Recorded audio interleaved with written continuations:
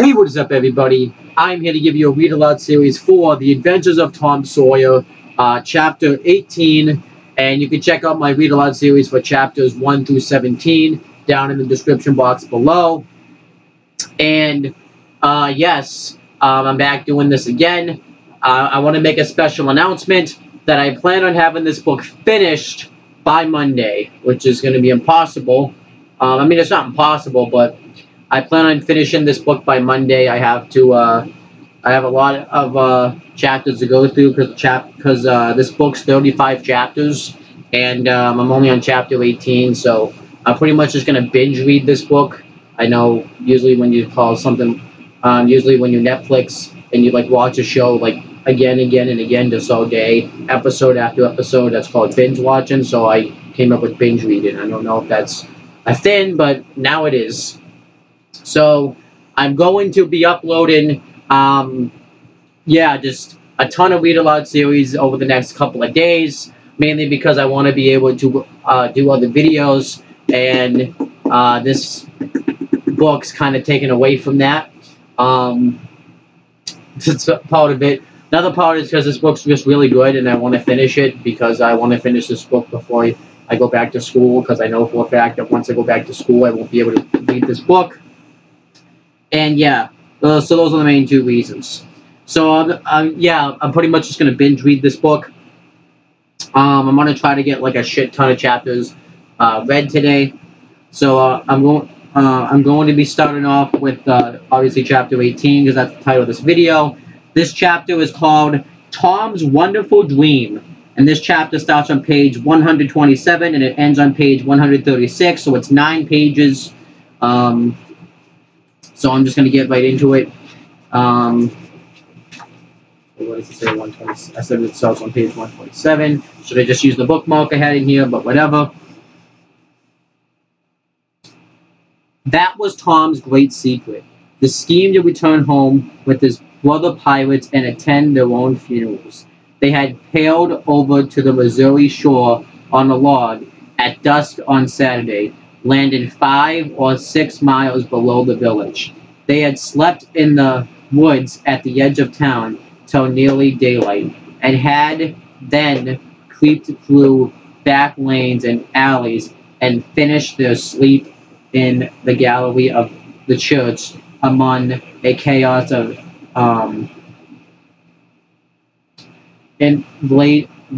invalid benches. At breakfast Monday morning, Aunt Polly and Mary were very loving to Tom, and very attentive to his wants.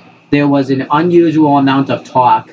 In the course of it, Aunt Polly said, "Well, I don't say it wasn't a fine joke, Tom, to keep everybody suffering most a week so you boys had a good time. But it is a pity you could be so horrid as to let me suffer so.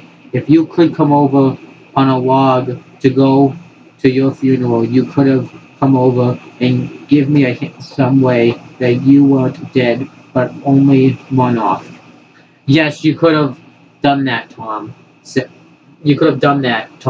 Mary, "and I believe you would have if you had thought of it." Little did they know that they were there. "Would you, Tom?" said Aunt Polly, her face lighted wistfully. "Say now, would you, if you thought of it?" I don't know. I would have spoiled everything. Tom, I hoped you loved me that much," said Aunt Polly, with a grieved tone that discomforted the boy. It would have been something if you cared enough to think of it, even if you didn't do it. Now, Aunt, that ain't any harm," pleaded Mary. "It's only Tom's giddy way. He's always in such a rush that he never thinks of anything." "More's the pity," Sid would have thought. And Sid would have come and done it too. "Tom, you'll look back someday when it's too late and wish you cared a little more for me when it would have cost you so little." "Now, Auntie, you know I do care for you," said Tom. know it better if you acted more like it. I wish now I thought, said Tom with a repentant tone, but I dreamed about you anyways. That's something, ain't it? It ain't much. A cat does that much, but it's better than nothing. What did you dream? Why, Wednesday night I dreamed that you were sitting over there by the bed and Sid was sitting by the wood box and Mary next to him. Well, so we did. So we always do. I'm glad your dreams could take even that much trouble about us. And I dreamt that Joe Harper's mother was here. Why was she was here? Did you dream anymore? Oh, lots. But it's so dim now. Well, try to recollect. Can't you? Somehow it seems to me that the wind blowed try harder, Tom. The wind did blow something. Come. Tom pressed his fingers on his forehead an anxious minute and then said, I've got it now. I've got it now. It blowed the candle. Mercy on us.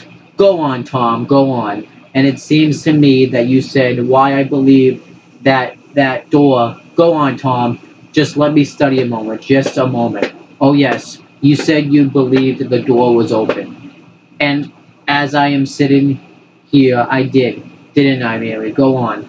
And then, well, won't be certain, but it seems like as if you made Sid go well, what did I make him do, Tom? What did I make him do?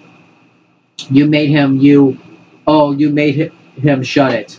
Well, for the land's sake, I never heard the beat of that in all my days. Don't tell me that there ain't anything in dreams anymore. Sir Ernie Harper shall know of this before I'm an hour older. I like to see her around this with her rubbish about superstition. Go on, Tom.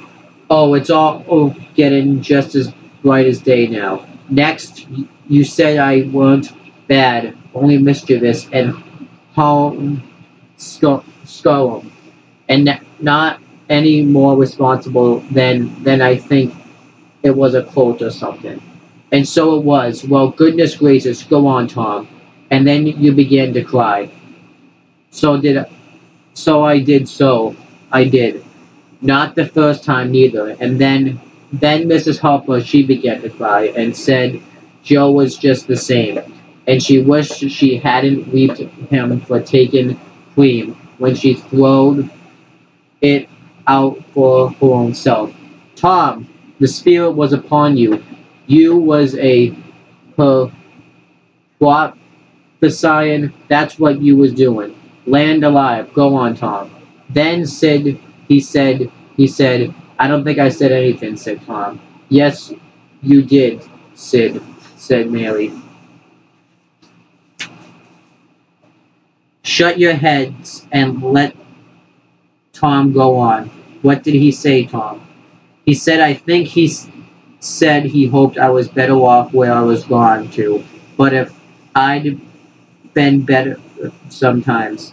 There, did you hear that? It was his very words. And you shut him up sharp.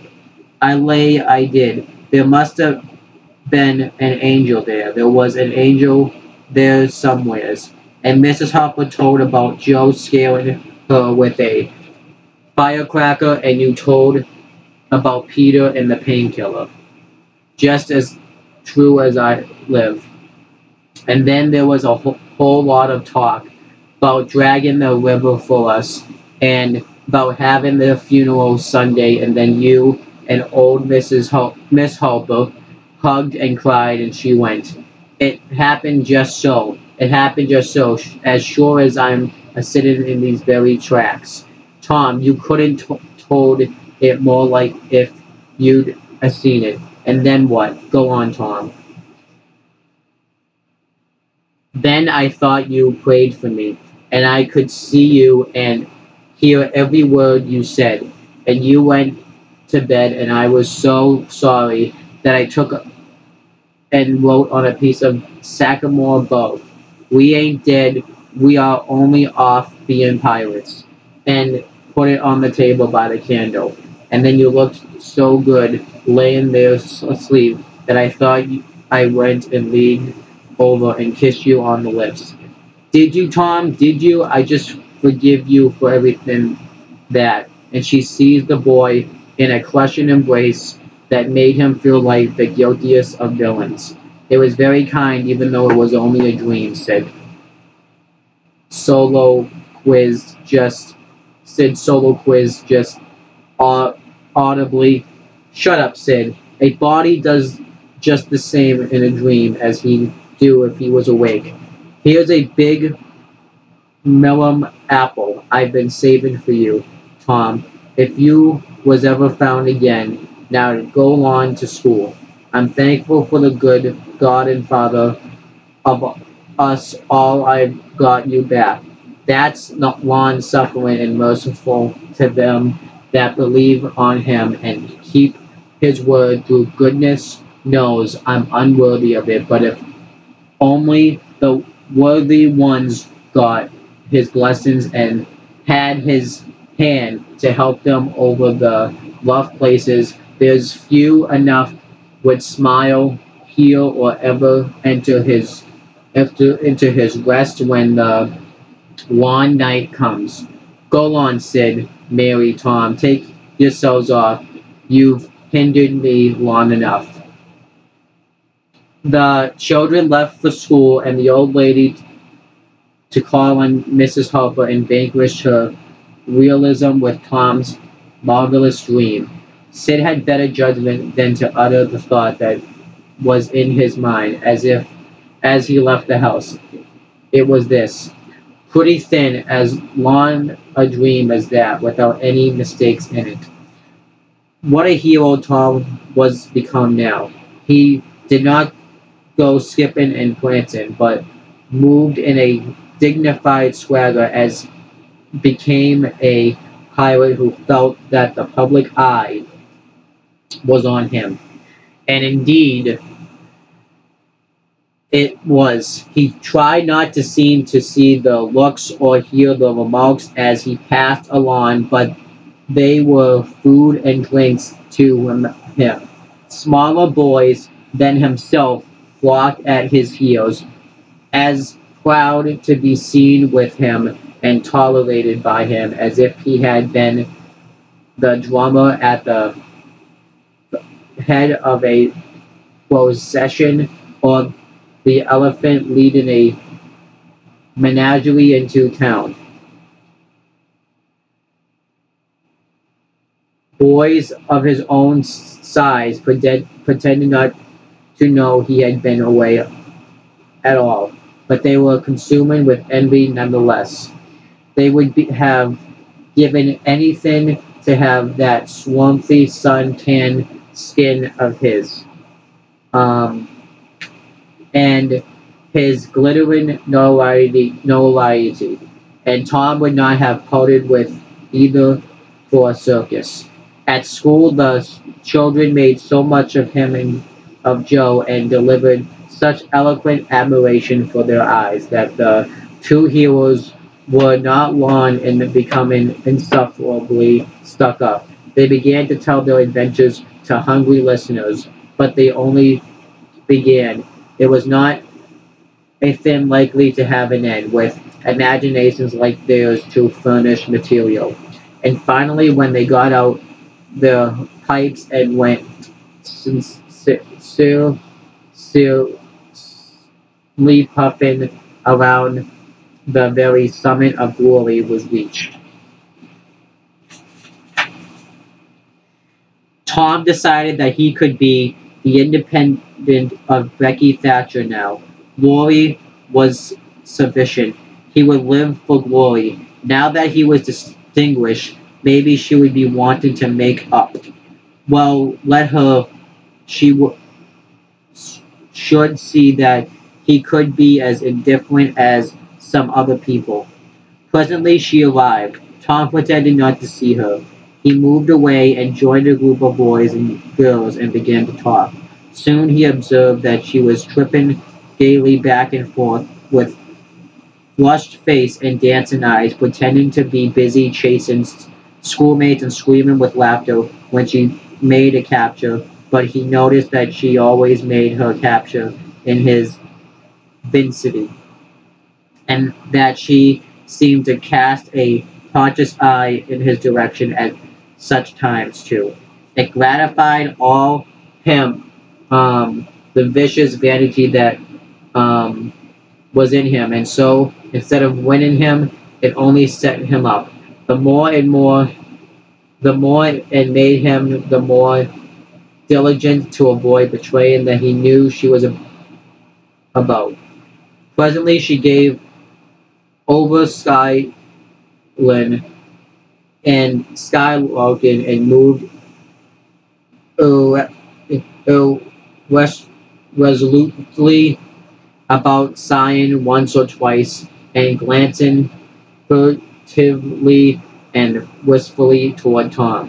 Then she observed that now Tom was talking more particularly to Amy Lawrence than to anyone else. She felt a sharp pain and grew disturbed and uneasy at once. She tried to go away, but her feet were treacherous and carried her to the group instead.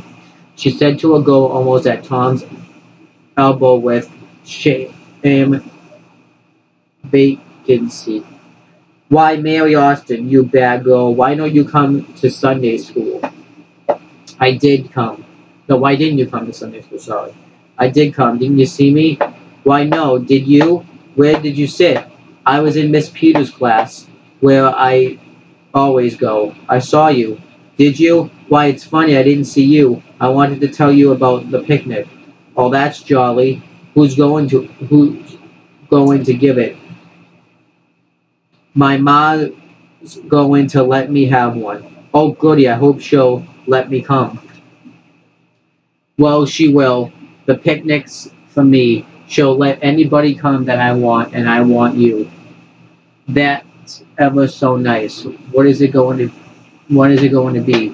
"By and by, maybe about vacation." "Oh, it won't it be fun? You going to have all the girls and boys?"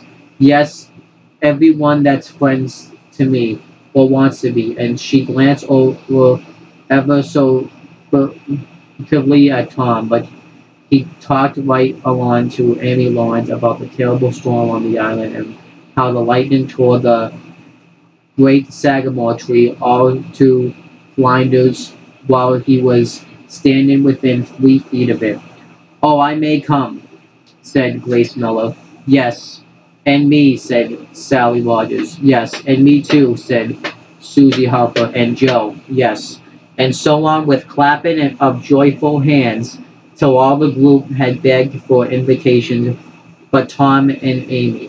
Then Tom turned coolly away, still talking, and took Amy with him. Becky's lips trembled and the tears came to her eyes. She hid these signs with a forced gaiety and went on chattering, but the life had gone out of the picnic now, and out of everyone else. She got um, away as soon as she could and hid herself and had what her sex call a good cry. Then she sat moody with wounded pride till the bell rang. She roused up now with vindictive cast in her eye, and gave her pelted tails a shake and said she knew what she'd do. At recess, Tom continued his flirtation with Amy with jubilant self-satisfaction, and he kept drifting about to find Becky and luxuriate her with the performance. At last he spied her, but there was a sudden falling of his mercury. She was sitting cozily on a little bench behind the schoolhouse, looking at a picture book with Alfred Temple, and so absorbed were they, and the hands so close together over the book that they did not seem to be conscious of anything in the world besides. Jealousy ran red hot through Tom's veins. He began to hate himself for throwing away the chance Becky had offered for a reconciliation. He called himself a fool and all the hard names he could think of. He wanted to cry with vexation. Amy chatted happily along as they walked, for her heart was sinning, but Tom's tongue had lost its function. He did not hear what Amy was saying, and whenever she paused explicitly, he could only stammer an awkward assent, which was a often misplaced as otherwise. He kept drifting to the rear of the schoolhouse again and again to seal his eyeballs with the hateful spectacle there. He could not help it, and it maddened him to see as he thought he saw that Becky Thatcher never once suspected that he was even in the land of the living. But he did see nonetheless, and she knew she was whining her fight too, and was glad to see him suffer as she had suffered. Amy's happy prattle became intolerable. Tom hinted at things he had to attend to, things that must be done, and time was fleeting. But in vain the girl chirped on. Tom thought, oh, ain't I ever going to get rid of her? At last he must be attending to those things, and she said artlessly that she would be around when school let out, and he hasn't away hating her for it.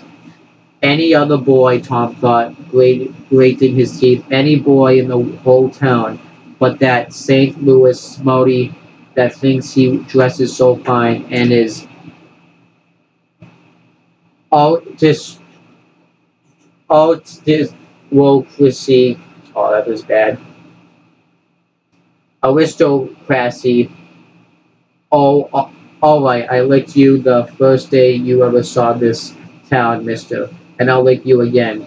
You just wait till I catch you out. I'll just take and he went through the motions of thrashing an imaginary boy, tumbling in the air and kicking and gouging. Oh, you. Oh, you. You haul enough, do you? Now then, let that learn you. And so the imaginary flogging was finished to his satisfaction. Tom fled home at noon. His conscience could not endure any more of Amy's grateful happiness, and his jealousy could bear no more of the other distress.